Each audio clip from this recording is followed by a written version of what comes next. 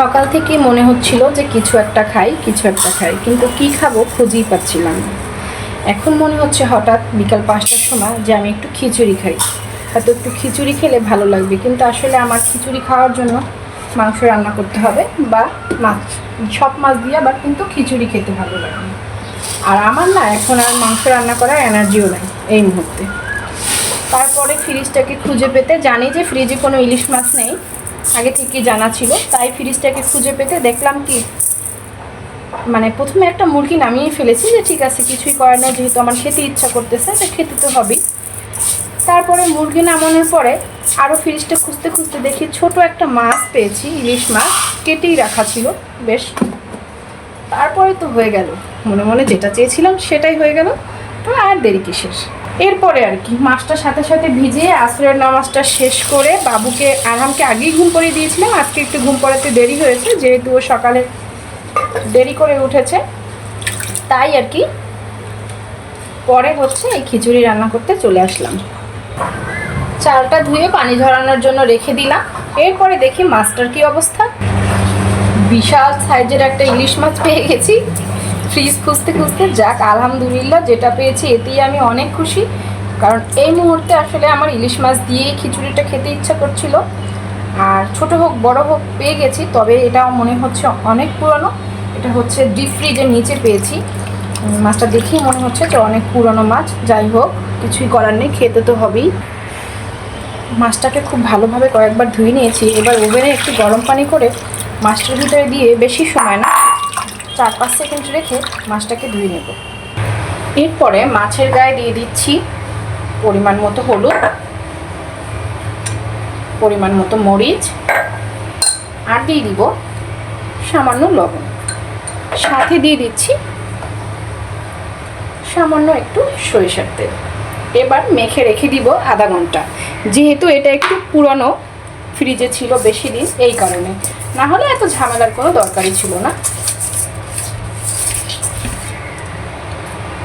মাছটাকে ঢেকে রেখে দিয়ে এবার একটু আকাশ দেখে আসি। চলুন তো, আকাশটা এত সুন্দর, দেখেন তো আকাশটা কত সুন্দর, মনে হচ্ছে এখনই বৃষ্টি হবে। আর যদি বৃষ্টি হয় তাহলে তো আমার ব্যাটে বলে মিলে গেল, বৃষ্টি আর খিচুড়ি, যা দারুণ তো।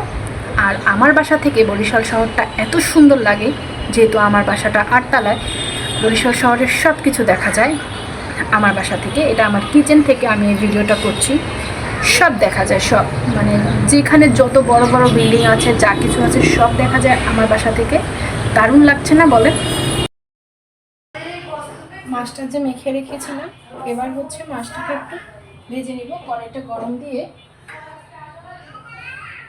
সামান্য একটু সরিষার তেল দিয়ে দিব। এবার হচ্ছে একটু সয়াবিন তেলও ব্যবহার করছি। এবার আমি মেখে রাখা মাছগুলো দিয়ে দিচ্ছি। মাছটার এক পাশটা খুব কড়া করে ভেজে নিলাম, যেহেতু এটা পুরোনো মাছ, তাই উল্টো পাশটা ভাবছি। আর আরহাম বাবু ঠিক যাচ্ছে, শোনাই যাচ্ছে।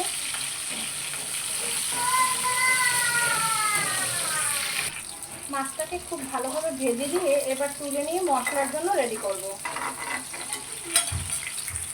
মাছটা যেহেতু বেশ পুরনো, তাই একটু অন্যভাবে রান্না করতে হবে। প্রথমে আমি কিছুটা পেঁয়াজ বাটা ব্যবহার করছি, সামান্য পরিমাণে দিতে হবে আদা বাটা এবং রসুন বাটা। সামান্য পরিমাণে আদা বাটা এবং রসুন বাটা দিয়ে পরিমাণ মতো হলুদ এবং মরিচ দিয়ে দিচ্ছি। ঝালটা কিন্তু একটু চড়াই দিয়েছি, যেহেতু খিচুড়ির সাথে খাবো আর হচ্ছে একটু পুরোনো মাছ, তাই কিন্তু ঝালটা বেশ দিয়েছি। এবার আমি এখানে একটু সামান্য টমেটো সস ব্যবহার করব, যেহেতু আমার কাছে টমেটো আছে ফ্রিজে, এখন আমার বের করতে ইচ্ছা করছে না। তারপর টমেটো সসটা দিলে অন্যরকম স্বাদ লাগে, আর টমেটো আস্তা দিলে অন্যরকম স্বাদ হয়। এবার দিয়ে দিচ্ছি স্বাদ মতো লবণ। মশলাটাকে ভালোভাবে কষিয়ে মাছগুলো দিয়ে একটু কষিয়ে নিচ্ছি। মাছটাকে ভালোভাবে কষিয়ে নিয়ে এবার পানি দিয়ে আমি যেভাবে রাখতে পছন্দ করি ঠিক ওভাবে করে তুলে নিব। হয়ে গেল আমার ইলিশ মাছ রান্না। অনেকের অনেক প্রশ্ন থাকতে পারে যে ইলিশ মাছে কেন আদা দিয়েছি, এই দিয়েছি সেই দিয়েছি। পুরো ভিডিওটা দেখলেই সব কিছু ক্লিয়ার হতে পারবেন। ঢাকনা দিয়ে চলে যাচ্ছে। ইলিশ মাছটা যখন হয়ে গেছে মনে মনে চিন্তা করলাম শুধু ইলিশ মাছ দিয়ে খিচুড়ি খাবো, এটাকে কী করে হয়। তার থেকে যদি পাশাপাশি একটু ভাজাভাজি হয় বা ভর্তা হয় তাহলে তো দারুণ হয়। কিন্তু ভর্তা বানানোর মতো আসলে এখন শরীরের শক্তি নেই আর মন মানসিকতাও নেই। ফাঁকে কিছু ঢেঁড়স কেটে নিয়েছি এবং কিছু বেগুন কেটে নিয়েছি। ফ্রিজ খুলেছিলাম টমেটোর জন্য, পরে দেখি তো আমার ফ্রিজে তো বেগুন আছে আর ঢেঁড়সও আছে। তাহলে কিন্তু ভেজে নিলে খাবারটা কিন্তু একদম মন্দ হয় না, বেশ জমেই যাবে। আর বাইরে কিন্তু প্রচুর বৃষ্টি হচ্ছে। বেগুনটা ভাজতে ভাজতে এদিকে আমি খিচুড়িটাও বসিয়ে দিই। বাইরে কিন্তু প্রচুর বৃষ্টি আর আমার বাচ্চাটাও ঘুম থেকে উঠে গেছে। আবার কখন যে মর্জি উঠে যাবে মার করে আসবে তারপর আমি বলতে পারি না।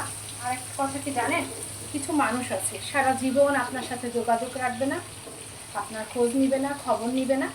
যখন কাজে লাগবে তখন আপনার সাথে খুব ভালো ব্যবহার করবে, কাজ ফুরালে আবার তারা আপনাকে চিনবে না। তো সবাইকে বলবো এই ধরনের মানুষের থেকে দূরে থাকাই উত্তম।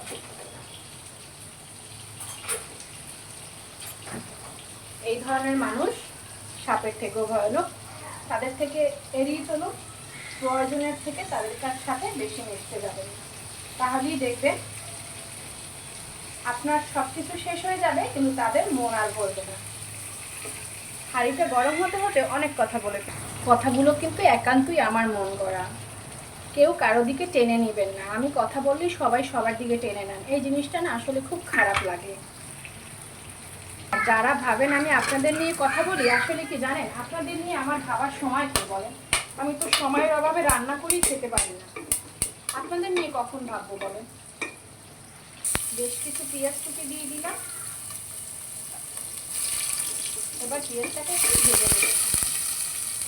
যে যার কাজে ব্যস্ত থাকেন, নিজের মনকে বড় রাখেন, কে কী বললো কে কী করলো এগুলো নিয়ে চিন্তা করেন না, যে যার মতো চলে। আসলে এর মধ্যে আপনারা মাথা ঘামিয়ে আপনাদের সময় নষ্ট করেন, পরিবেশ নষ্ট করেন, এটাই হচ্ছে কথা আর কি। আমার এই হাঁড়িটা কেমন হয়েছে সেটাও কিন্তু কমেন্ট করে জানাবেন। এই হাঁড়িটাও আমি নতুন কিনেছি, ভালো লাগছে না হাঁড়িটা? দেখতে কিন্তু দারুণ লাগছে আমার কাছে। পেঁয়াজটা বেশ ভাজা ভাজা হয়ে গিয়েছে, এবার আমি দিয়ে দিচ্ছি পরিমাণ মতো হলুদ। আমি আসলে এখানে কোনো ঝাল ব্যবহার করব না, যেহেতু আরহামকে খাওয়ানোর চেষ্টা করব। আমি এখন সব কিছুই একটু আরহামকে খাওয়ানোর চেষ্টা করি। বড় হয়ে যাচ্ছে, কোনো খাবার এখনও ঠিকঠাক মতো খাচ্ছে না, ওর বয়সে যে খাবারটা খাওয়া দরকার।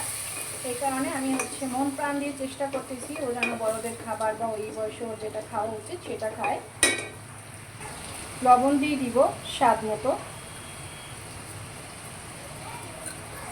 মশলাটা যখন কষানো হয়ে যাবে ধুয়ে রাখা চালগুলো দিয়ে দিচ্ছি।